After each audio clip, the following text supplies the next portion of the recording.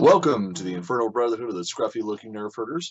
This is, in fact, a live Star Wars vidcast by Star Wars fans for Star Wars fans. Today, we are continuing our episode reviews of The Mandalorian. Today will be Chapter 7, The Reckoning. I'm so excited. This is the penultimate episode of Season 1. And what we left off last December on Episode 6. I got burned by Return of Skywalker, or I whatever think the we fuck all the name got was. fun. Yeah, And I went through an existential Star Wars crisis. that's fair. I have now come on the other side of that. And with the launch of Season 2, which is killing it, I have to talk about this more, and I'm so glad that you were willing to join on these damn conversations because, Hey, it's fucking Star Wars. yeah. I'm always down to talk Star Wars. Welcome in the chat, William. It's good to see you, man. Let's talk a little bit of Episode 7, The Reckoning. Initial thoughts, though, just sort of like surface level. Do you think this is one of the best episodes in Season 1 thus far, or because of the way it ended, was it more frustrating for you? Not frustrating. It was definitely a more well-rounded episode. Like, Yeah. it has every emotion you need, and it definitely ends with a bit of a cliffhanger.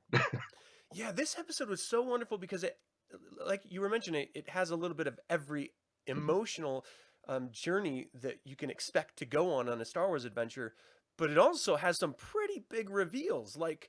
And we'll get into it in a minute. How's it going, Josh? It is early, and we're glad that you can join us live, man. We'll get into some of the details as we're doing the walkthrough here, but I was so surprised at rewatching this episode at sort of the firsts that were revealed that now on reflection we sort of take for granted as it always being the case. But no, this was the first team up episode and everything. So let's dive into some of the details here. This episode was written by Jon Favreau, directed by Deborah Chow. It was released on Disney Plus on December 18th, 2019. And this is the episode that won the Primetime Emmy Award for Outstanding Cinematography for a Single Camera Series. And rightfully so. Yeah, dude. It's so good. Just so good. Let's do a quick episode recap and then let's just dive in. Please feel free to just cut me off as I'm going through this. It starts off with Grief Karga sending a message to Din Djarin asking him to help clear out the Imperial presence on Navarro. What I found interesting about this was that this was the first time and the only time we've actually seen the HoloNet used. Like, he sent the message through a holo channel in order for him to pop up in the Razor Crest.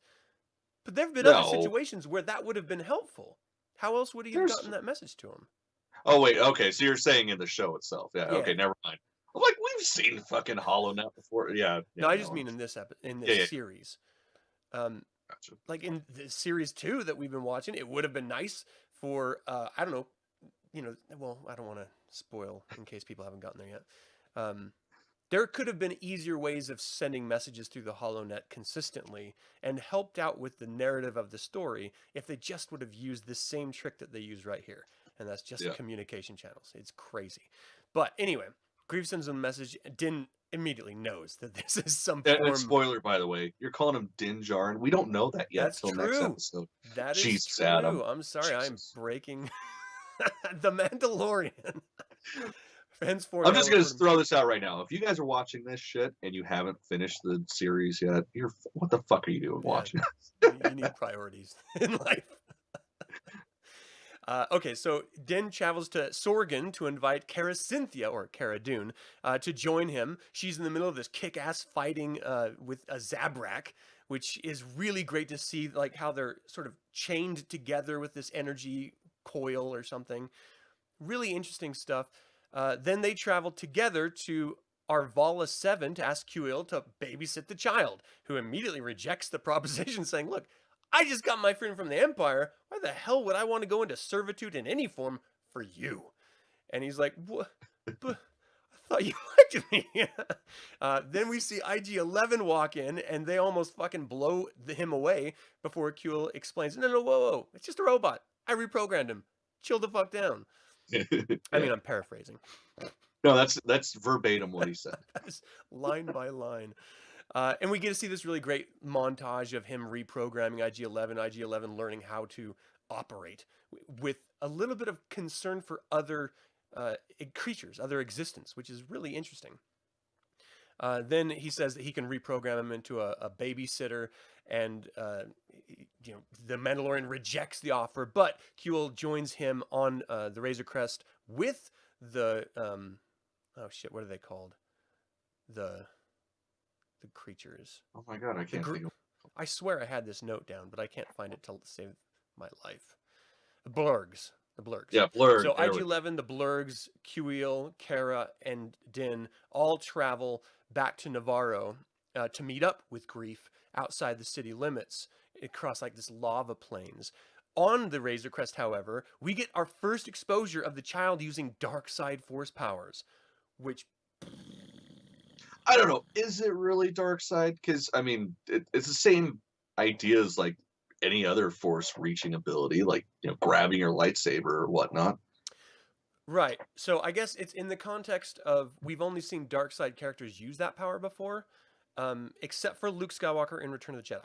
He is the exception to the rule, and I think he's the exception to every rule. So I don't really consider, he very much until the end of Return of the Jedi straddled the light and dark side of the Force because he didn't really have a formal teacher to show him, no, do that, don't do this. And it's been presented in every book and video game and comic as that's a dark side force power. And it wasn't until Return of Skywalker where we actually saw force lightning being used by someone that's not a Sith master, a Sith lord. So we realize that Disney is kind of redefining what force powers are, how people use them, who can use them. You don't have to learn them. They're inherent just by emotional desire, I guess, which is weird. But okay, I accept it. Accept the things that I cannot change. It is very much a 12-step program, accepting the new. It really is. And so Kara is like freaked out. Of course, this little child has like almost killed her. And the only one that seems to have any level head through all of this madness is Kuel. He's like, hold on, let's calm down. And this is where the child is really coming out as a straight up force user. Not just in this example, but here shortly as well. So they land on, and then Kara gets into it with Kuel saying, look, you're just a dirty empire serving, individual. And Kuel is like, look, I was a slave. I fought for my freedom. I won my freedom through the use of my hands. And then the Mandalorian asked him if he could make him a prom, like enhance the prom that he was using, because it was just like a crate basically. And he creates this really cool, the prom that we all know, the baby carriage as it were, that the child uses. So they land on Navarro at these lava fields, and they're met by Greef Karga with 3 other bounty hunters, including a human, a Nikto, and a Trandoshan. Obviously, there's a bit of tension. Greef suggests, obviously, that Kara should stay back and watch the ship because he wants to be able to capture the Mando himself. They refuse, and they all travel together across the lava fields to camp, and then at dawn, enter the town and sort of overtake the Imperial presence, presumably. However, while they're camping, what are they called? Native Reptavians. Yeah. These like wraith, like dragon-looking things come down and start scavenging the area, which it's like any scavenger would. There's meat being cooked. You can smell the fresh burning flesh. You get hungry. They're attacked. They lose one of the bounty hunters, and Greef is bitten. They fight off these Reptavias. And you're forgetting the most important loss. One of the Blurgs got taken away. That's true. I'm sorry. That was heart-wrenching. Fucking Blurgs are awesome. Oh man, you gotta love the Ewok adventures for bringing those into canon. Yeah. So they run out of med packs trying to treat this poisonous bite. Greef is on his way out, and he is acting like a straight-up baby. He's like, I'm dying. Oh, why? And then the child just walks up with his cute little baby steps and puts his little clawed hand on, and Kara's like, someone get this baby out of here. And again, Kuel, level-headed, is like, simmer down. Let's find out what he's doing. Right. And the child heals him. This is the first time we've ever seen this power at all in live action, which is huge. Of course, I think Disney did it in order to explain Rise of Skywalker when Rey uses it. But again, it's the first time we've seen this. So we know that this child has this inherent ability to do virtually whatever it wants. It Mhm. can use telekinesis, it can choke, it can heal. And we've seen it try to heal the Mandalorian before, but the Mandalorian didn't let him. Mhm. So this is a very talented child. Um, and we're just really, I don't know. Do you think it can literally do anything it wants? Like, Probably. does it have limits other than its own energy? No, I would imagine that it if it could think it and it is a possible force ability, I think it could do it. Just like Yoda, because I mean that's something. I mean they haven't done it in the new canon, but in Legends that was always a thing. Like there Yeah, are species that are more sensitive to force abilities, and it would just make sense that this is one of those species. yeah. I like that they sort of redefine what the Force means per culture, and how in Hmm. that Adventures of Luke Skywalker book where he was going around to different planets, and even in Rebels, they explained how all the different species had this different cultural use of the Force and how they saw it Hmm. differently and used it differently. I really like that. I think it's a really Oh yeah, interesting way of doing it. yeah. Well, Um, I mean we even get that in like Clone Wars and stuff mhm. too, with like the Night Sisters. Yeah. Yeah, But which yeah, they are bringing back too it's as always nice other seeing different witches of aspects. Dathomir, not just the Night Sisters who all got presumably wiped out, Mhm. which I'm excited about. I love being able to go back there, and especially with that, like the latest video game.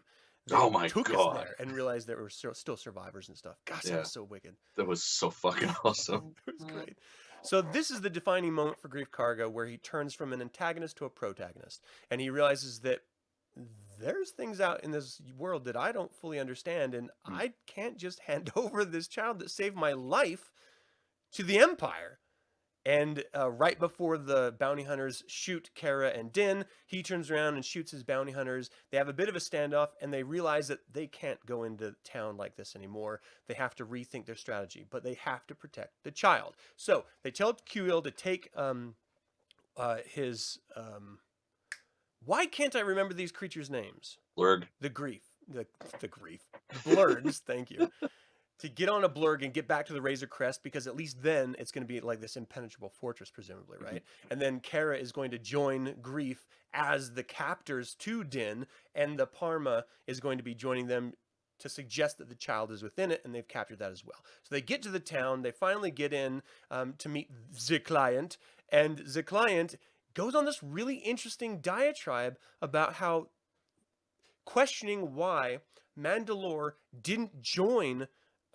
He said Mandalore refused the Empire's expanse, and Mhm. talking about how the Empire just brings stability and security to the galaxy, and you can only look to the outer rims where they're fighting against the Empire to see how true that statement is. And he's Mhm. like, I want to see the baby, right? And then immediately, right Yeah. before they have to open the Parma, blow their cover, he gets a phone call from Moff Gideon, and this is really the inciting moment of the entire episode, which leaves us Mhm. hanging on for dear life. Because Yeah. the Moff Gideon is basically like, look, you don't have what you think you have, and just annihilates every one of the client and the client stormtroopers in there. Um, Kara, Din, and Grief all go undercover, and you see Death Troopers and mass amounts of Stormtroopers, and then Moff Gideon fly in on his new version of a TIE fighter and address them, saying, "You don't know what you have, and it is much more important to me than you will ever know." Mhm. Meanwhile, Din, like a dumbass, uses his comm to reach out to Kuil asking, "Hey, did you get to the ship?" On an open transponder, I guess, and the Yeah. scouts that are outside just overhear the conversation, realize, oh, this this someone is taking the child to some ship. We're gonna go hone in on that signal and find out what it was. They're on speeder bikes. No matter how much we love these doggone blurgs, they're not faster than speeder bikes. No.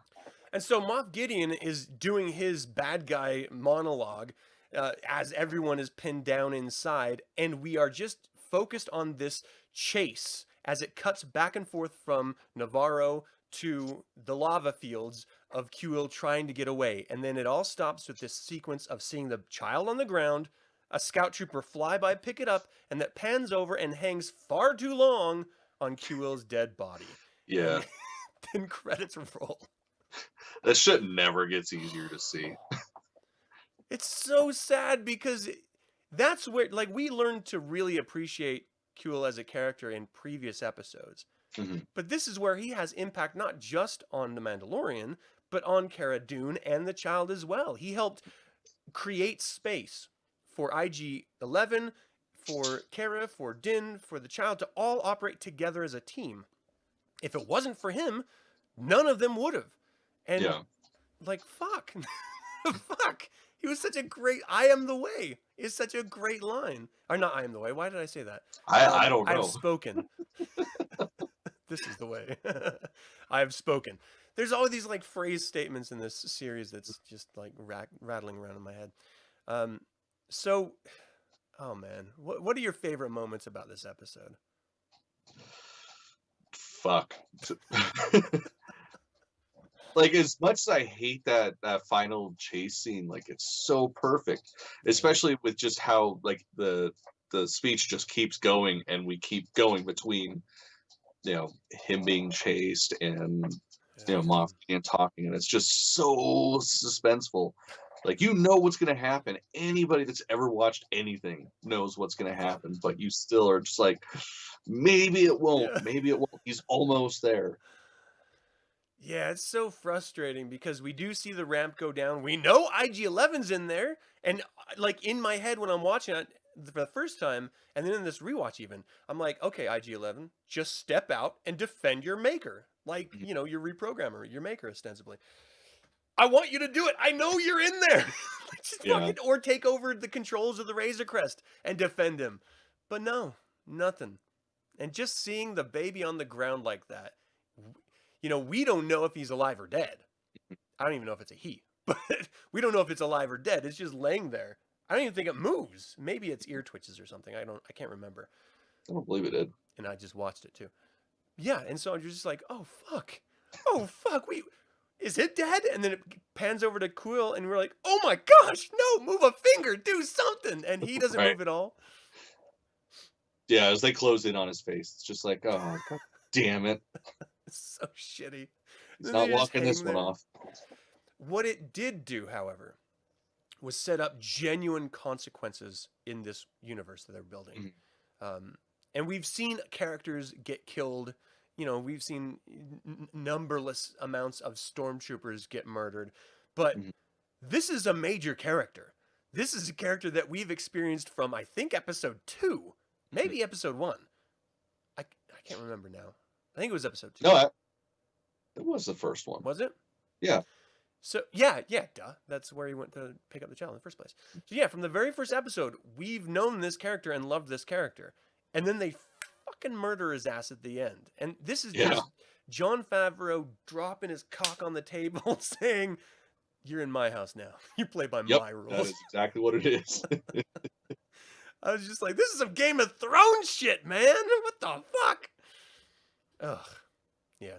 I love this episode so much. I think my favorite part is the promise of what's to come, because this is, again, it's the second to last episode, and so we know shit's happening next week on this, and the next week, you know, as we were watching the first time, and we don't know, like, completely how the Mandalorian was even brought to be a Mandalorian. You know, I mentioned his name was Din, but we don't find that out until this next episode anyway. And so we don't know how they're going to end the first season. Are they, if they're okay to kill off the first character we meet other, you know, that we're going to grow attached to, are they going to kill Cara off? Are they going to kill the Mandalorian off and have someone else carry on under the Mandalorian nomenclature for the next season? It leaves so much open. Is the child going to be captured by Moff Gideon? And in season 2 going to be them trying to recapture the child? Like, at this point, everything is up in the air and we are just left with nothing. Right. Ugh. Yeah, it's pretty rough. Do you have a least favorite part of this episode? Yeah, when Quill dies. That goes without saying. It's kind of a toss-up between, you know, the obvious of Quill dying and when the client dies. Like, it's like, no, I want more Werner Herzog. He's so great. Ugh. But I mean, it does, of course, at that point also show just, the pure ruthlessness of Moff Gideon, where he's like, I don't give a fuck. I'll take out everybody just to get what I need. Yeah. Yeah, and that's echoed in season 2. So it's Yeah. very we're really learning that this character, there's so much more depth than we've been shown as of yet. Even now as season 2 is in presentation. So yeah, my least favorite has got to be Kuel, obviously. I mean, that was just heartbreaking. And seeing it again, it was just like, oh, fuck. It didn't hit me as hard as the first time did, but I still felt it, which sucks. So if you can put your head in the episode the first time you watched it, what were your hopes coming out of this for the final episode? That IG-11 wouldn't die. Wouldn't die? No, that's I don't remember. I just about the only thing I really remember is like, holy fuck, I gotta wait another week to see what happens. Because like with that ending, like you don't know anything that's gonna happen. Yep.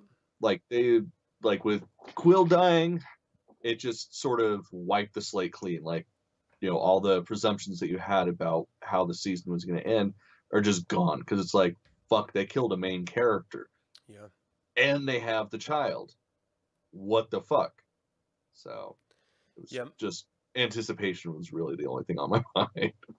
My hopes were that we were going to find out who had the baby, the child, in the first place, that the Mandalorian went and took it from.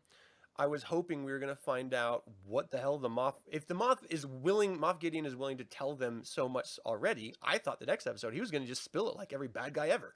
This is my ultimate plan. I'm going to harvest the baby for midi-chlorians to do X or Y. Like, that's what I was expecting to happen. Of course, that didn't happen at all, but it was still great. And we'll talk about that when we do that episode review. But this episode left me on such a suspenseful high that, that week-long wait for the next episode was almost too much to bear. And it was fucking rough. For Star Wars to give that feeling to us, after such massive disappointments that I personally had and so many other fans had in the film series, it just brought me back to love this galaxy far, far away. And with this second season coming out and our, inspiring this pickup and review of these past episodes, it's the exact same thing. It is so good that it just brought me right back to my childhood. And I love this goddamn series. Yeah, it's perfect in every way. Amazing. All right. Well, is there anything else you wanted to talk about with this episode? Nah, we got it covered. Yeah, I think you're right. Thank you guys for joining us live. Episode reviews are much shorter, and it's just really us talking about the episode and sharing our thoughts. We're going to eventually catch up to the season, maybe, by the time the season ends. Probably not, but we'll go through all the episodes. So we hope that you'll join us to share your thoughts about what unfolds with us. Thank you all for tuning in, both in the live chat or after the fact. We invite you to subscribe to this channel and click the bell to get notified about our next video. And we now have a storefront for all of you scruffy looking Nerf Herder needs. Check out teespring.com/stores/the Infernal Brotherhood. The link is in the description below. So until the Infernal Brotherhood convenes again, my friends, I didn't go to the... I was going to have photos of the episode. And you're so worried it wasn't going to work. And then I didn't even do it. Oops. All right. Well, next time. It's been a while. May the force be with you. He's trying to eat me.